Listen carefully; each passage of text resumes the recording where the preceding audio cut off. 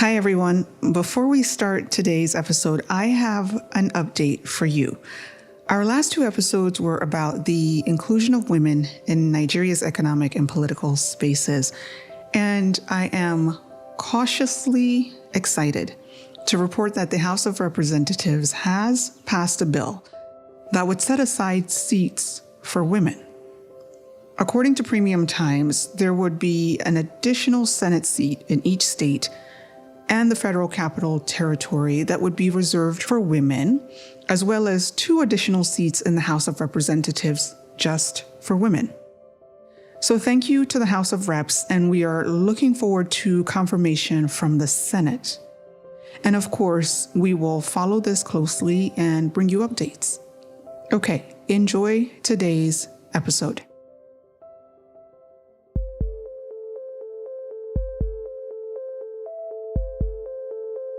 Last week, on Tuesday, the 27th of April 2021, President Muhammadu Buhari did something that some people have been asking him to do for a while.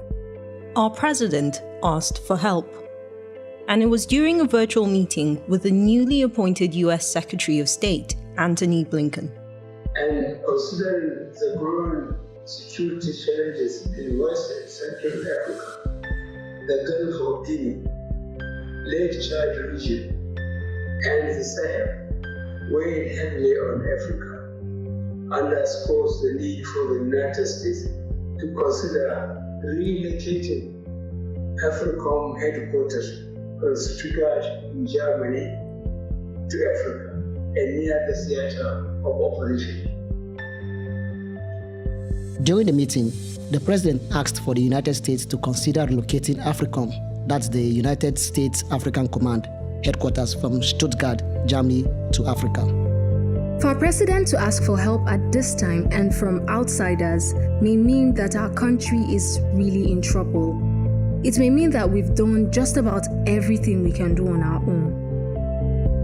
There are still a few things the president can do before we truly run out of options. And in this episode, Anthonieta, Richard, and Nabilah are going to help us look back at what has already been done to address our nation's most recent internal security problems. We'll also talk about what relocating Africom might mean for both the US and Africa. And then we ask, what else can the president do? What options does he have left?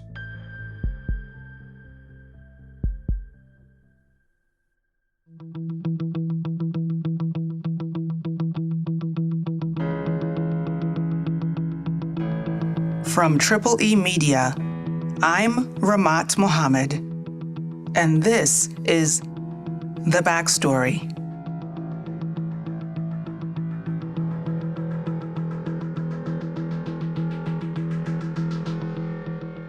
A lot of people have said that the president should declare a state of emergency on security. So I agree with what Mr. President said, and I also encourage the president to place this as his major priority, or even go to the extent of declaring a state of emergency in the security sector to deal with the security, because without peace, you can't make any progress. Nothing will make sense. And we call on President Buhari to declare a national state of emergency on security. People are dying. You don't even know their numbers. Why must we continue to lose our people on the streets? Considering the security situation, the president should immediately declare a state of emergency in the security sector so as to fast-track all measures to ensure that the restoration of peace in our country. The federal government should ensure the protection of national infrastructure and assets, particularly the Shiroro and Kainji dams in Niger State. We've actually had state of emergencies before, several times in fact. The most recent was in May 2013. A state of emergency was declared in 3 states in the Northeast: Borno, Adamawa, and Yobe. That particular state of emergency was in place for 18 months between May 2013 to November 2014. When we looked at the data set from the Council on Foreign Relations, we saw that there was actually a decrease in violent deaths in the Northeast for the first 6 months after the state of emergency was declared. But then, the number of violent deaths tripled in the first quarter of 2014. And in fact, it was in April 2014, right in the middle of the state of emergency, that the Chibok girls' abduction happened. And according to the BBC, it was also during that same state of emergency that Boko Haram planted a flag in the town of Goza, Borno State, in August 2014. So it would appear, based on the increasing number of deaths and other major events at that time, that the state of emergency imposed on the Northeast back in 2013 didn't really seem to have a long-term effect. So, mercenaries were called in. One of the evolutions we've also seen in the last 6 weeks, or begun to learn more about, is the arrival in Nigeria of quite substantial numbers of foreign military experts.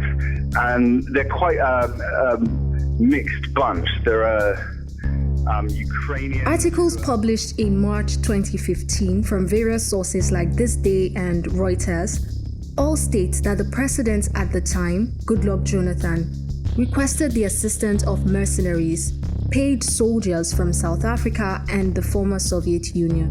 At that point, violent deaths across the country had reached over 4,300 in the first quarter of 2015 alone. And nearly all of the deaths, 97%, were in the Northeast. Now, according to the Institute for Security Studies, the mercenaries were asked to leave towards the end of April 2015. A month later, in May 2015, President Buhari was inaugurated to replace Jonathan. President Muhammadu Buhari came into office promising to deal with the security situation in the country. Progress has been made in recent weeks by our security process, but victory cannot be achieved by building the command and control center in Abuja. The command center will be relocated to Maiduguri and remain until Boko Haram is completely subdued. And that's the first thing he did. The theater of war, the military headquarters, was moved from Abuja to Maiduguri, the capital of Borno State. In addition to the move, the military got reinforcement. 11,000 troops of the Multinational Joint Task Force, that is the MNJTF, were deployed to the northeast border. The task force is a joint effort between the governments of Nigeria, Cameroon, Niger, Benin Republic, and Chad, and they focused on combating terrorism in and around the Lake Chad basin. The other thing that really helped is that Nigeria started to get weapons shipments again. Remember that in 2014, Jonathan had written several letters to several countries, including the US, asking for weapons to fight the war in the Northeast. But each country he asked turned him down. But by 2015, that had changed. We reviewed the arms import data tracked by the United Nations Register of Conventional Arms. In 2014, we received only 9 major conventional arms like armored combat vehicles and over 4,000 small arms. Most of these weapons came from Bulgaria. But by 2015, Nigeria imported over 160 major conventional arms, including artillery systems, and over 8,000 small arms and light weapons, mostly from Eastern European countries. In addition to troops and arms, the fishing ban of 2014 was still in effect. It turns out members of Boko Haram had infiltrated the fishing community and were using fishing to fund weapons purchases and launch surprise attacks. So by the time you add all of this up, the results were not surprising. Violent deaths in the north, which still accounted for most of the deaths in the country, dropped almost exponentially from over 4,000 in the first quarter of 2015 to under 1,000 in the second quarter of 2016. And the number of violent deaths remained steady throughout 2016 and 2017. Then in the second quarter of 2018, violent deaths in the north nearly doubled to about 2,000. But this time, the problem wasn't in the northeast. It was in the north central. According to the papers and the Council on Foreign Relations dataset, Over 850 people died in farmer-herder clashes across the North Central between April and June of 2018. But even if you don't count the flash events like what happened in 2018 in the North Central, the rest of the North started to report slow but steady increases in violent deaths starting the first quarter of 2018. By the first quarter of 2019, violent deaths in the North had doubled and reached over 2,200. But this time, in 2019, the increase was not due to events in the Northeast or the North Central. This time, it was the Northwest. In the first quarter of 2019, the Northwest reported over 1,000 violent deaths. Zamfara and Kaduna bore the brunt of those killings. In Zamfara, the newspapers associated most of those killings with banditry. The newspapers don't say which type of banditry, but we suspect it's gold banditry. And in April 2019, that's going into the second quarter, the federal government banned all gold mining activities in Zamfara. And that actually seemed to help. By the end of 2019, the violent deaths in the north had gone back down from about 2,200 per quarter to about 1,000 per quarter. But that didn't last for too long. In the first quarter of 2020, violent deaths in the north were again starting to reach 2,000 per quarter. And by the second quarter of 2020, they were above 2,500 per quarter. And this time, both the Northeast and the Northwest bore the brunt. Nearly 800 people died in the Northwest, mostly Kaduna, Zamfara, Katsina, and over 900 people died in the Northeast, mostly in Borno. After the first quarter of 2020, Nigeria, like the rest of the world, entered lockdown. And by the fourth quarter of 2020, now even the southern parts of the country started to report more violent deaths. Before then, the South had been reporting an average of about 200 violent deaths per quarter since 2015, but by the end of 2020, that number doubled to over 400 violent deaths per quarter.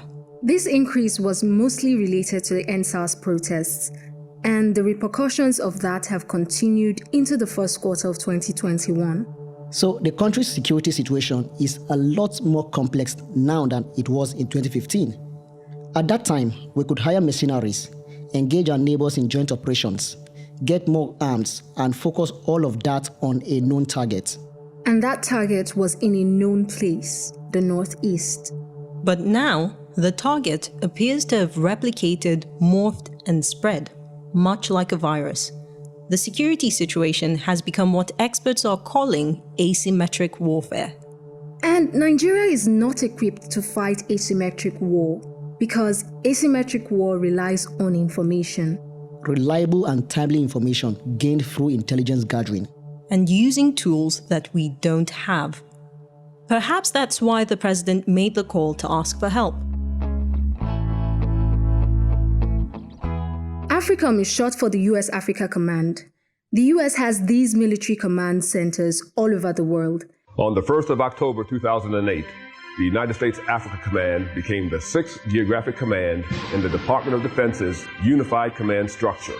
And their stated purpose is to provide contingency planning, operations, and security cooperation in various regions.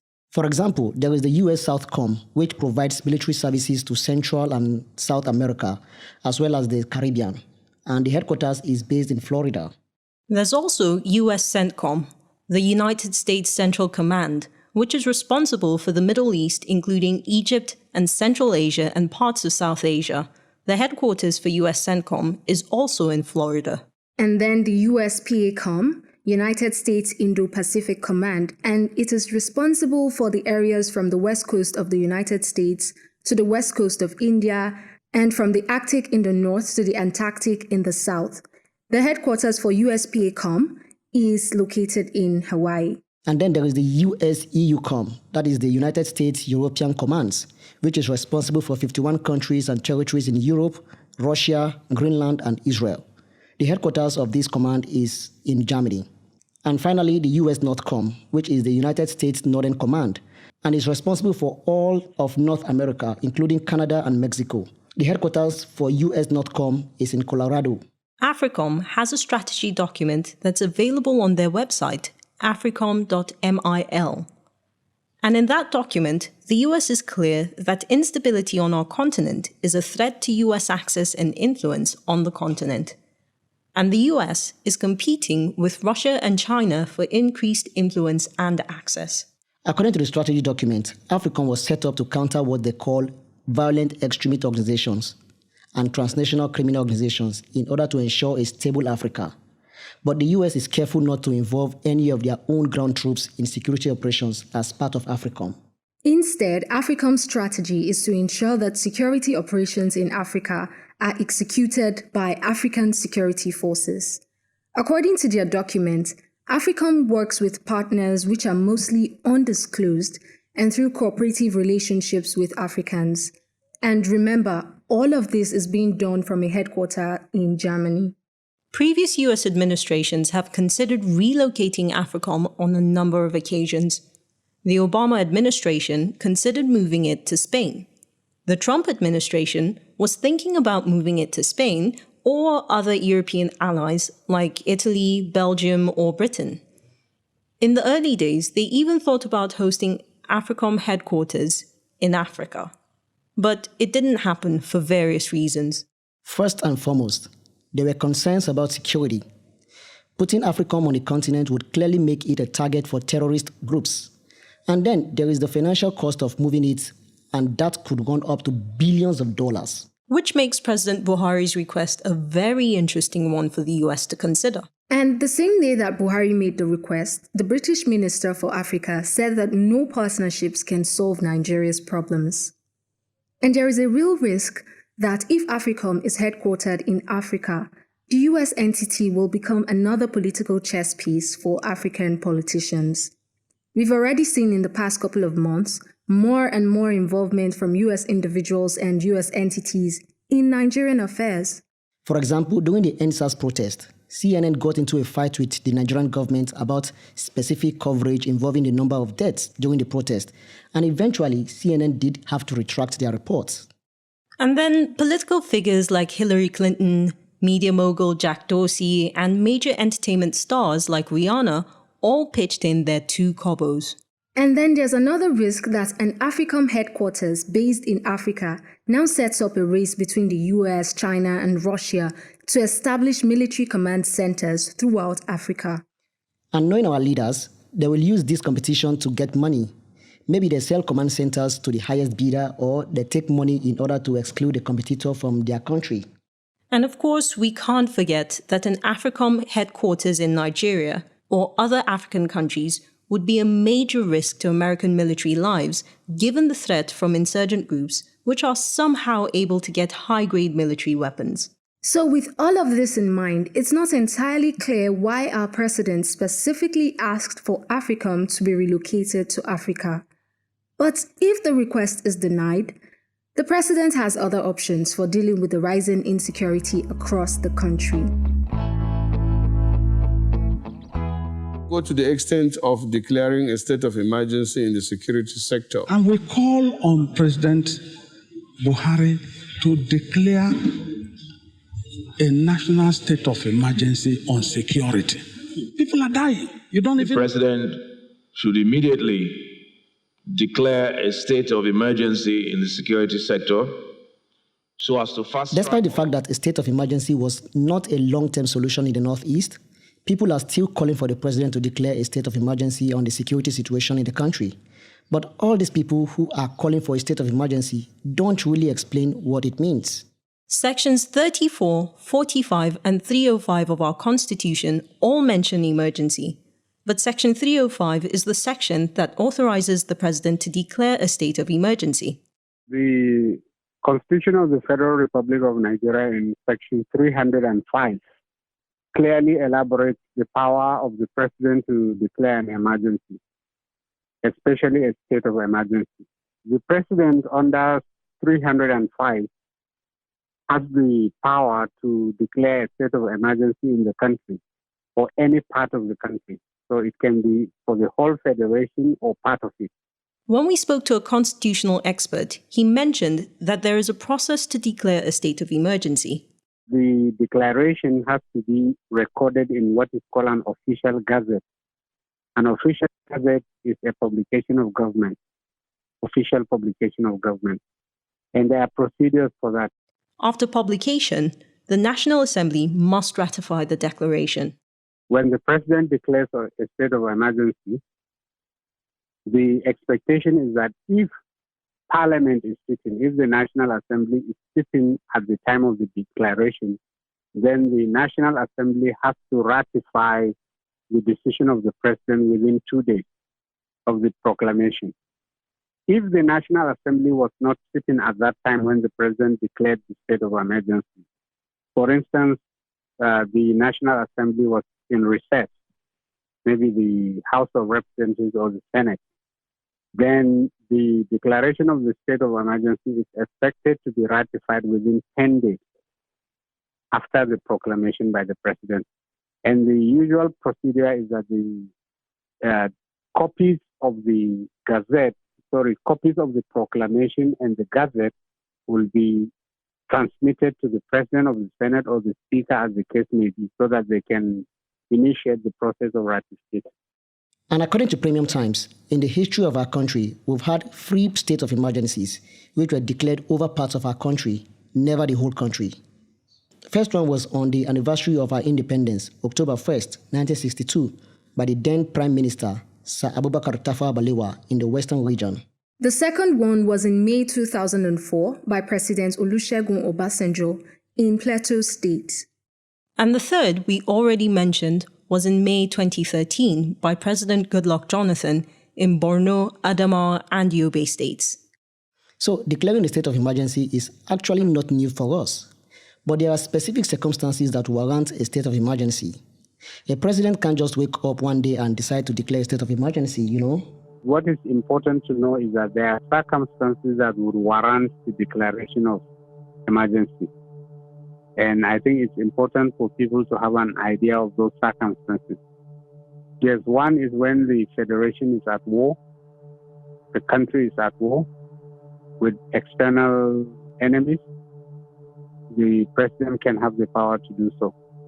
If there's any imminent danger of invasion, it's also possible. Where there is also actual breakdown of public order or safety. And I think the prevailing situation is the fourth one, where there is clear and present danger of actual breakdown of public order and safety in the federation or any part of it, requiring extraordinary measures to avert such danger. So you see, this is a recurrent problem now in the country and across, and the president is within his competence, if he so wishes, at any time to declare a state of emergency under this particular ambit of the law. Nigerians are used to having curfews during local violent clashes. We've seen this happen in Imo State recently. We've also had curfews during this COVID-19 lockdown, but curfews are different from state of emergencies. Declaring a curfew may have nothing to do with a state of emergency, because the state of emergency flows from the constitutional provision. A curfew is simply an internal security measure which a government can impose just to be able to control certain happenings within the state. So I'm not sure the two can always be equated. A state of emergency can entail a range of possible actions. Well, you see, the conceptual approach is that once that is done, certain functions of governance within the state will cease to operate. For instance, the local House of Assembly in the state, all legislative functions and so on will now be subordinated to the authority of the president, commander-in-chief. And that requires extraordinary measures of governance, including the deployment of military or security personnel, the administration of the territory directly by the president, and so on and so forth. So wide-ranging powers will now be conferred on the president to ensure that normalcy returns probably within the period of the declaration of state of emergency. So this is the usual expectation. Of course, there might be other considerations beyond that, but these are the general issues that would affect any declaration of state of emergency. In May 2004, President Obasanjo suspended Governor Joshua Darie and the whole House of Assembly for 6 months. The Constitution is very clear on the duration.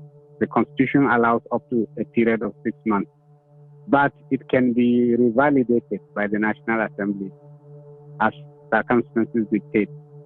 Obasanjo appointed a sole administrator for the state, that is, Plateau. After 6 months, when the situation in the state calmed down, the governor and the House of Assembly were reinstated.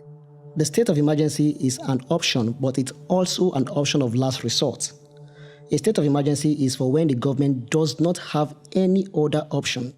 And we do seem to be running out of options. Hi, everyone. Over the weekend, the military announced that they changed the name of the operation in the Northeast from Lafia Dole to Hutton Kai. And that new name may actually be a clue to how the military plans to defeat Boko Haram. Zasa Hada Kansu. By putting their heads together. With this new name, our security forces are signaling that they are going to work together as an integrated network rather than individual siloed units. Now, since 2018, the military has known that the war in the Northeast has shifted from conventional to asymmetric. The traditional military structure of having a command at the top with subordinates that wait for orders, that works in a conventional war where the targets and their locations are known. But when the war environment shifts, when it becomes more complex, conventional tactics no longer work. And that's what the Americans found out back in 2004 in Iraq.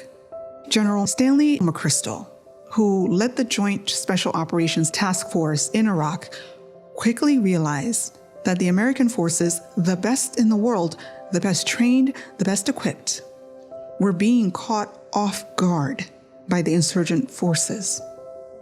Because the insurgent forces were operating as a network. They didn't have a central command and control structure.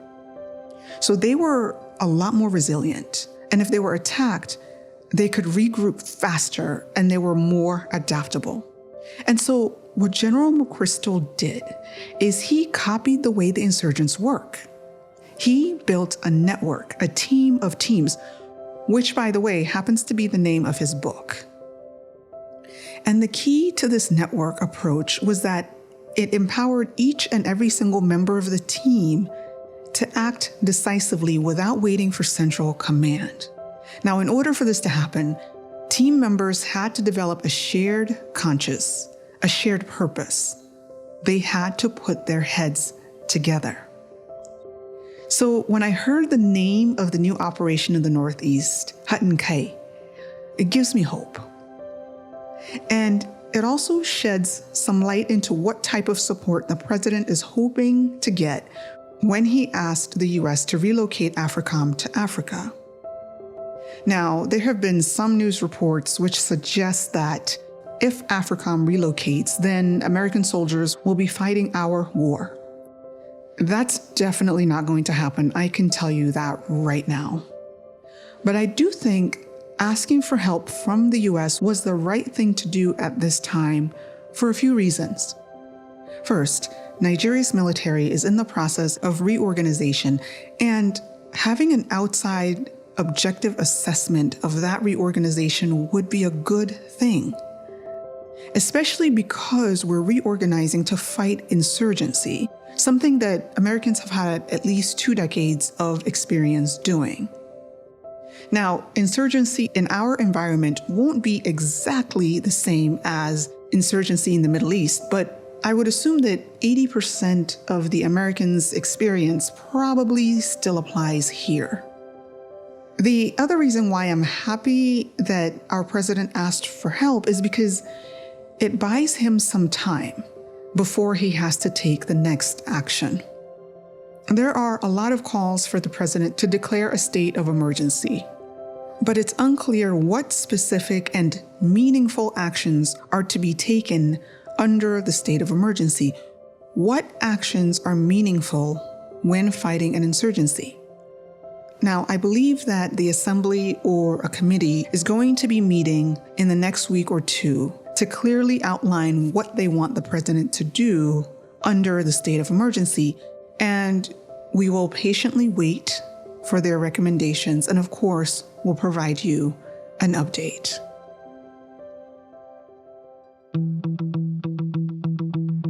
The Backstory is brought to you by E Media Productions. Production copyright 2021 E Media Productions. If you enjoyed this episode of The Backstory and want to hear more, subscribe to our 234 Audio YouTube channel.